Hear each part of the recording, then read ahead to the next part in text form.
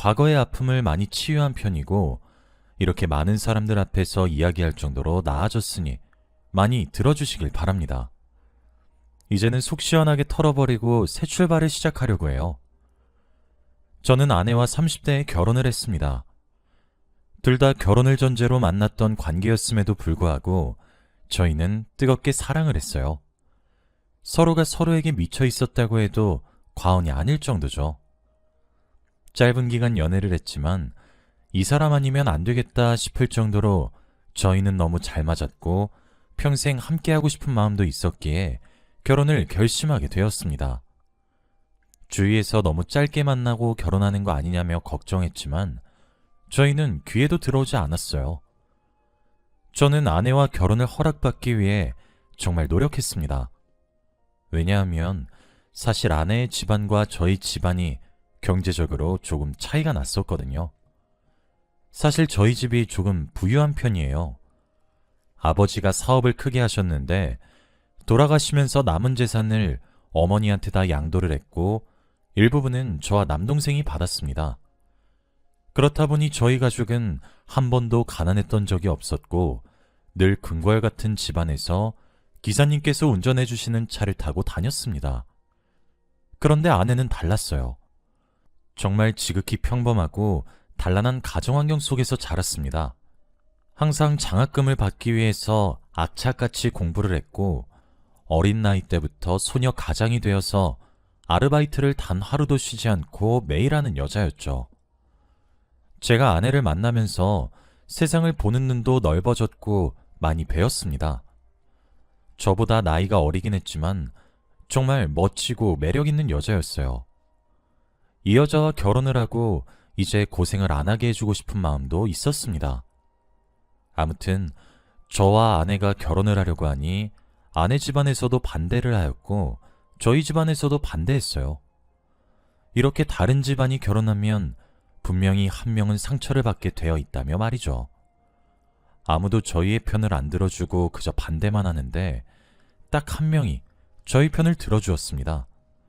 바로 하나밖에 없는 제 남동생이었죠.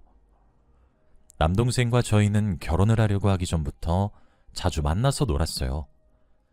제가 아버지의 경영을 물려받고 동생은 하고 싶은 것이 있다며 준비 중이었죠. 시간이 나면 저와 아내 그리고 남동생까지 셋이서 여행도 자주 갔습니다. 그만큼 셋이서 각별한 사이였고 항상 저희 편을 들어주는 남동생 덕에 더 자신감이 생겼죠. 저희는 몇 개월간 어른들을 설득하면서 겨우겨우 결혼을 허락받을 수 있었습니다. 남동생은 저희보다 자기가 더 기뻐하며 결혼을 축하해줬죠. 사실 저와 남동생은 비밀이 하나 있습니다. 아내는 모르지만 저희 가족만 알고 있는 비밀이죠. 바로 남동생과 저는 친형제가 아닙니다. 어렸을 때 기억에 나는 것이 어느 날 어머니와 아버지가 한 남자아이를 집에 데려오시더니 인사해라. 오늘부터 네 남동생이야. 라고 하셨어요. 저는 낯선 사람과 잘 못 지내고 낯을 많이 가리는데 남동생은 안 그랬습니다. 해맑게 웃으면서 저에게 이것저것 물어보고 대화도 많이 하려고 하는 게 보였죠. 내성적인 저와는 다르게 남동생은 완전 활발한 성격이에요. 둘이 생긴 것도 다르고 성격도 달라서 주위에서 친형제가 아닌 것 같다는 말을 많이 들었지만 사람들에게 굳이 우리가 친형제가 아니라고 밝힐 이유는 없는 것 같아서 몇십 년을 넘게 친형제인 척을 하고 살았죠.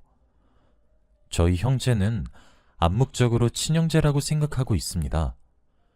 친형제가 아니어도 너무 잘 맞았고 그냥 친남동생으로 생각하고 있어요. 저희가 결혼 허락받고 나서 남동생이 너무 기뻐하는 모습을 보니 제가 다 기분이 좋았습니다. 저와 아내는 성격이 급해서 결혼도 일사천리로 끝냈어요. 원래 생각하던 결혼식의 분위기가 있었기 때문에 쉽게 결정할 수 있었죠.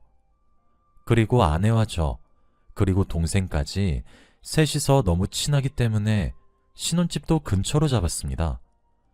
자주 만나서 놀면 좋을 것 같아서 말이죠. 아내도 남동생과 근처에 사는 걸 너무 좋아했고 저희는 정말로 자주 만났습니다. 남동생이 저희 신혼집에 오거나 저희가 남동생 집으로 가서 같이 밥도 먹고 영화도 봤어요. 서로의 집 비밀번호까지 알고 있었고 연락 없이 그저 막무가내로 들어와도 아무렇지 않았습니다. 그만큼 서로가 많이 친했거든요. 그런데 제가 그때쯤 회사 일에 치여서 야근을 거의 매일 하던 날이 있었어요. 집에 들어가면 거의 자정이 다 되었는데 항상 그때쯤이면 아내가 자고 있거나 저를 기다리고 있습니다. 그런데 최근 들어 아내가 안 자고 있더라고요. 항상 안방에서 불을 끄고 휴대폰을 만지고 있었습니다. 제가 오는지 안 오는지도 모르고 누군가와 전화통화를 하면서 깔깔 웃고 있었고 제가 안방문을 열면 화들짝 놀라서는 전화를 끊었죠. 누구랑 통화를 했냐고 물으면 그저 친구라고 했습니다. 솔직히 그때까지는 괜찮았어요. 아내가 혼자 집에 있으면 다른 사람들도 만나보고 싶고 이야기할 상대도 필요하니까 누구랑 전화를 하든 이해했습니다. 그런데 아내의 수상한 점은 이뿐만이 아니었어요. 어느 날부터는 제가 퇴근을 하고 집에 들어가면 아내가 집에 없었습니다. 연락도 없이 나가서 제가 연락을 해도 받질 않았죠. 너무 화가 나서 소파에 앉아 멍하니 기다렸습니다. 그렇게 1시간이 지난 것 같아요. 제가 야근을 하고 퇴근하는 시간보다 한 30분 정도 더 일찍 왔더라고요. 집에 들어와서 소파에 앉아있는 저를 보고 어? 오늘 야근 안 했어? 라고 물어봤습니다. 아내의 표정과 말투만 들어도 딱 직감이 왔죠. 지금까지 아내는 제가 야근하는 날에 매일 30분 일찍 집으로 와서 밖에 나가지 않은 척을 했던 겁니다. 그 순간 저는 머릿속이 너무 복잡해졌어요. 이게 바로 사람들이 말하는 불륜인가 싶었거든요. 아내가 저를 바라보는 눈빛이 바뀐 건 진작에 알고 있었습니다. 그런데 단순히 결혼을 해서 익숙해져서 그런 줄 알았어요. 하지만 아내가 저를 바라보는 눈빛이 바뀐 건 바로 불륜 때문이라고 생각했죠. 아내의 물음에도 저는 아무 대답도 없이 안방으로 들어가 잠에 청했습니다. 그날 이후로부터 머릿속이 너무 복잡하고 일도 손에 잘 잡히지 않았어요. 정말 아내한테 다른 남자가 생긴 거면 어떡하지 싶었습니다. 그런데 제가 약 일주일 동안 이렇게 힘들어하니 동생이 먼저 물어봐 주더라고요. 요즘 표정이 너무 안 좋다면서 말이죠. 아무도 저한테 힘든 일이 있는지 안 물어봐 줬는데 유일하게 동생만 저에게 물어봐 주어서 감동받았습니다. 이게 바로 마음으로 통한다는 거구나 싶었거든요. 그래서 저는 동생에게 다 털어놓았어요. 확실히 누군가에게 말하니 마음이 한결 가벼워지긴 하더라고요. 그리고 남동생은 제 말에 엄청나게 놀라했습니다. 제가 아내의 행적들을 말하고 불륜을 저지르는 것 같다고 하니 너무 놀라서 입을 막더라고요. 그리고 저는 그때 머릿속에서 한 가지가 떠올랐습니다. 바로 남동생에게 아내가 뭘 하고 다니는지 정보 좀 알아와 달라고 했죠. 남동생이 워낙 아내와 친하고 자주 붙어 있으니까 아내가 어떤 사람과 연락을 하고 누구를 만나는지는 알 수 있을 것 같았거든요. 남동생은 절대 안 한다고 했지만 제가 거의 울먹이며 부탁했습니다. 사람 한 명 살리는 셈 치고 부탁한다고 하니 겨우 남동생은 알겠다고 해주었어요. 그렇게 저는 동생만 믿고 있었죠. 그렇게 몇 주가 흘렀습니다. 동생은 저에게 아무런 정보도 알려주지 않았고 아내는 여전히 귀가가 늦었고 연락도 잘 안 됐어요. 그런데 그맘때 저희 집안에 충격적인 사건이 일어나고 말았습니다. 여느 때와 다름없는 늦은 저녁이었어요. 아내는 집에 없었고 저 혼자 있었습니다. 그런데 모르는 전화번호로 전화가 오더라고요. 원래 제가 사업하는 사람들과 자주 만나고 미팅을 하니까 모르는 전화번호도 잘 받아요. 그런데 늦은 시간에 전화가 오는 경우는 잘 없어서 이상한 기운을 느끼고 받았습니다. 그런데 저에게 전화가 온 곳은 바로 대학병원이었어요. 저희 어머니 성함을 말하면서 지금 당장 오라고 했습니다. 저는 이게 무슨 일인가 싶었고 옷도 제대로 못 입은 채 바로 택시를 불러 타고 갔습니다. 이 상태로 운전을 하면 사고가 날 것 같아서 택시를 탔어요. 병원에 가는 내내 아내한테도 연락을 하고 동생한테도 연락을 했는데 둘 다 받지 않았습니다. 저 혼자 이 상황에 놓여 있으니 머릿속이 복잡하고 심장이 너무 빨리 뛰었죠. 제발 두 사람 중 한 사람이라도 제 연락을 받고 같이 있어주면 좋을 텐데 싶었습니다. 어머니는 장시간 수술을 하셨고 겨우 목숨을 건질 수 있었습니다. 운전기사님이 졸음운전을 하다가 교통사고가 났대요. 그 운전기사님은 그 자리에서 즉사를 하셨고 저희 어머니는 목숨은 겨우 건지셨답니다. 그런데 언제 깨어나실지도 모르고 계속 기다려볼 수밖에 없다는 말을 하셨어요. 의사 선생님의 말을 듣는데 온몸에 힘이 빠지고 긴장이 다 풀려서 쓰러질 것 같더라고요. 그런데 다음날 아침이 되어서도 아내와 동생은 제 연락을 받지 않았습니다. 혼자 병실에서 눈을 감은 어머니를 보고 있는데 그때 다급하게 아내와 동생이 같이 들어왔습니다. 둘이서 같이 말이죠.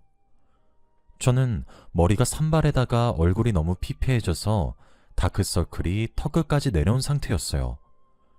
그런데 그 두 사람이 같이 오는 걸 보니까 너무 화가 나더라고요.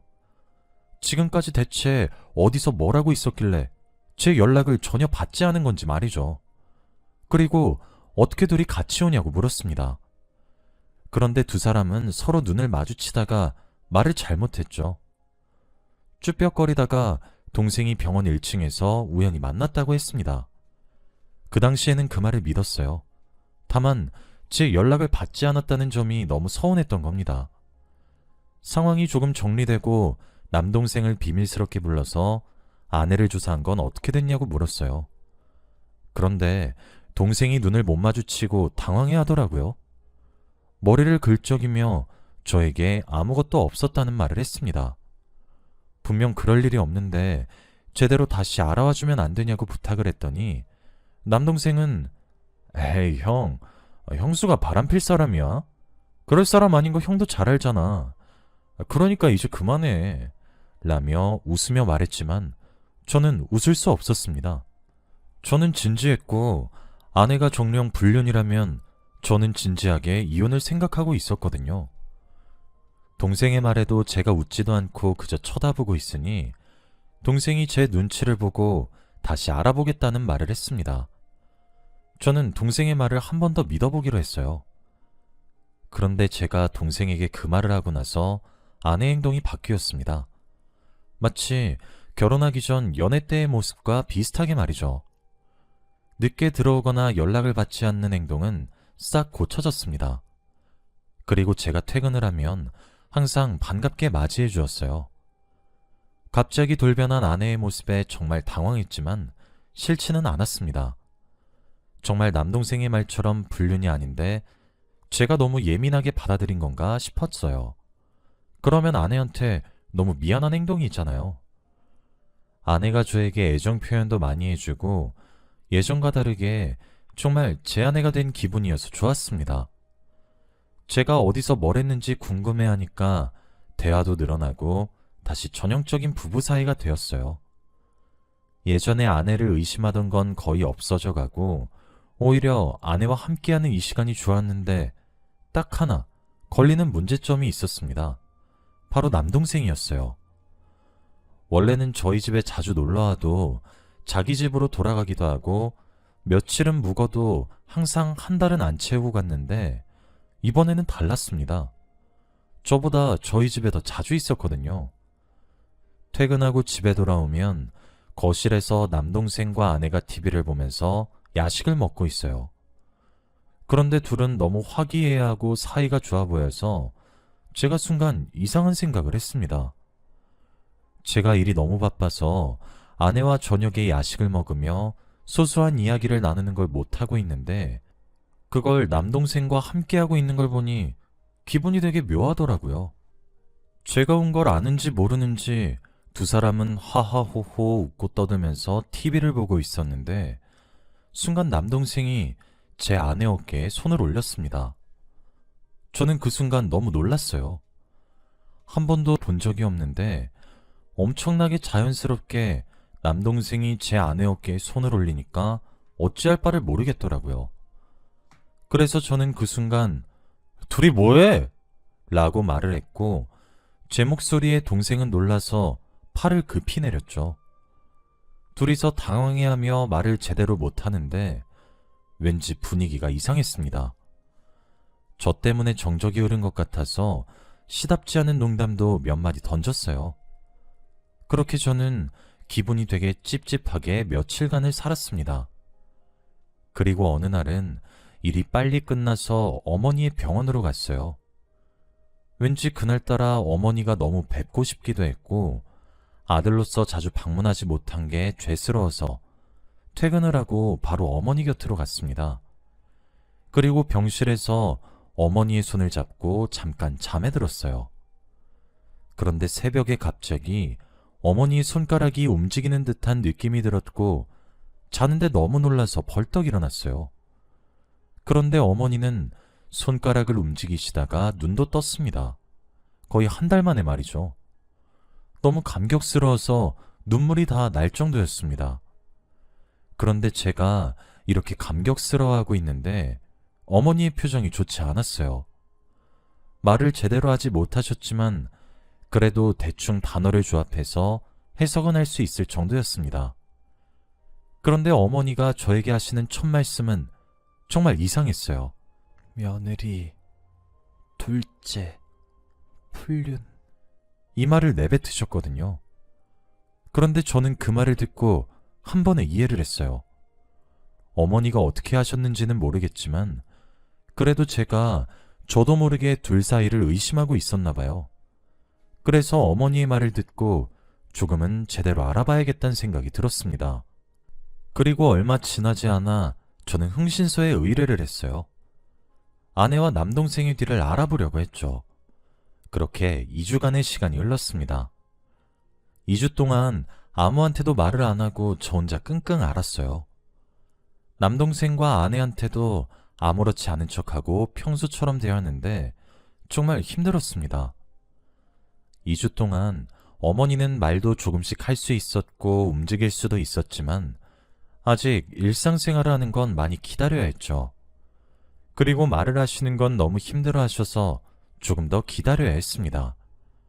그리고 지옥 같은 2주가 끝이 났어요. 그런데 두 사람은 정말로 불륜관계가 맞았습니다. 둘이서 모텔을 가는 건 기본이었고 저한테 친구랑 간다던 약속도 전부 다 남동생이라 갔어요. 어떻게 남편의 남동생과 그렇고 그런 사이가 될 수 있나요? 그리고 더 놀라운 건 따로 있었습니다. 바로 아내가 산부인과를 가는 사진이었어요. 설마 아내와 남동생 사이에서 아이가 생긴 걸까 싶었습니다. 제발 아니길 빌고 또 빌었습니다. 그리고 저는 이걸 어떻게 해야 할지 너무 막막했어요. 우선 증거는 충분하고 이혼을 생각하고 있었는데 추진하기가 어려웠어요. 그런데 제가 눈에도 근심이 가득했는지 어머니가 저의 눈을 보고 제 상황이 어떤지 알아차리신 것 같았습니다. 갑자기 제 머리를 쓰다듬으시면서 눈물을 훌쩍훌쩍 흘리셨거든요. 저도 모르게 어머니의 눈물을 보고 울음이 터졌습니다. 서로 대화도 하지 않고 왜 우는지 이유도 몰랐지만 그냥 울었어요. 그리고 어머니는 다시 조심스레 이야기를 하셨습니다. 어머니가 어떻게 두 사람의 관계를 알았는지 이야기를 해주셨는데 정말 충격적이었어요. 어머니가 누워 계실 때 몸은 움직이지 않지만 정신은 깨어 있었습니다. 그래서 사람들이 하는 대화 소리를 다 들을 수 있대요. 그런데 어머니 병실이 1인실인데 아내와 남동생이 둘이서 자주 와서 애정행각을 했답니다. 바로 어머니 병실에 있는 소파에서 말이에요. 어머니는 두 사람의 대화 소리를 듣는데 정말 충격적이었대요. 두 사람은 어머니가 깨어나지 않기를 바라고 있었습니다. 어머니의 재산을 상속받고 둘이서 행복하게 살기를 기대하고 있었죠. 그러면서 둘이 장난을 치는데 어머니의 산소호흡기를 확 빼버릴까 하면서 너무 잔인한 농담들을 주고받았어요. 어머니는 자신의 둘째 아들과 며느리가 그렇고 그런 사이라는 것을 알고 충격이 이만저만이 아니었다고 하더라고요. 저는 어머니의 말을 듣고 기겁했습니다. 두 사람은 짐승만도 못한 짓을 하고 있었으니까요. 저는 그날 바로 변호사를 찾아가서 이혼 소송을 했어요. 모든 증거를 바로 다 접수했죠. 그리고 고소장이 그들에게 전해지기까지 기다렸습니다. 고소장을 받았는지 아내와 남동생에게 연락이 끊임없이 왔지만 다 무시했어요. 그리고 저는 그들을 만나지도 않고 소송에만 집중했습니다. 어떻게든 그들한테 빼앗을 수 있는 걸 다 뺏고 싶었고 천벌을 받길 원했거든요. 그런데 더 놀라운 사실이 있었어요. 바로 아내가 임신한 아이가 남동생의 아이가 맞긴 했는데 남동생은 그 아이를 낳아서 키울 생각이 없다는 것을 알게 되었습니다. 솔직히 많이 놀랐어요. 당연히 아이를 낳고 둘이서 살 줄 알았는데 말이죠. 아내는 그 아이를 낳고 싶어 하고 동생은 낳고 싶지 않다고 합니다. 아내가 그 소식을 듣고 저한테 찾아와서 무릎도 꿇고 울고불고 하면서 제발 같이 키워달라고 사정사정을 했지만 제 애도 아닌데 굳이 키워야 하나요? 저는 눈길조차 주지 않았고 아내와 남동생한테 위자료도 최대한 많이 받기로 했어요. 10,000원 한 푼이라도 더 받으려고 했습니다. 그리고 남동생은 스스로 집을 나갔고 저와 연락도 하지 않아서 어디서 뭘 하는지 전혀 몰라요. 전 와이프는 저에게 위자료도 줘야 하고 아이까지 낳아야 하니 돈 드는 곳이 한두 군데가 아니었죠. 저는 통쾌했고 두 사람의 결말이 비극이라 생각하니까 너무 고소하더라고요. 남동생한테 사과 한번 듣지는 못했지만 말도 섞기 싫어요. 그런 사람을 동생으로 취급한 제 잘못이죠. 평생 연락할 일 없을 것 같습니다. 그동안 어머니는 병원에서 물리치료도 받으면서 이제는 걸을 수 있게 되었어요. 앞으로 더 회복이 잘 되어서 못해드린 효도 다 하면서 살 겁니다. 다들 저처럼 뒤통수 당하지 말고 꼭 성공적인 결혼 생활 하시길 바랍니다. 저의 이야기는 여기까지예요. 들어주셔서 감사합니다.